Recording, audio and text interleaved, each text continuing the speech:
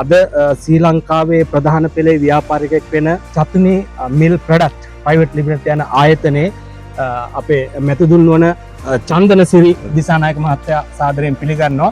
ඉතින් අපි එතුමාගෙන් පොඩි අදහසක් මේ වෙලාවේ ටාටා සමාගම ඩිමෝ සමාගම කොයි ආකාරයටද එතුමාට දැනෙන්නේ කියන ප්‍රශ්නේ අපි පොඩ්ඩක් අහලා බලමු. ඇත්තටම ටාටා ලොරි හොඳ තත්ත්වෙන් පාරේ දුවන තත්ත්වෙන් අපිට නඩත්තු කිරීමේ හැකියාව ඇතුව ඒ වගේ තත්ත්වයකට වාහන දීලා තිනවා. ඔබතුමාලාගේ සේවයත් ඒ වගේම ලැබෙනවා සර්විස් පැත්තෙන් බැලුවහම.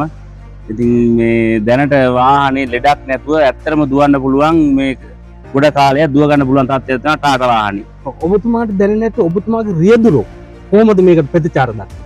ඔව් ඇත්තටම මේ නිතරම කියනවනේ කියන කඳු පැති යනවා නම් මෙහෙම යනවා නම් අපිට ටාටා ලොරි ඕන තමයි ඕනේ කියන කතාව නිතරම කියනවා.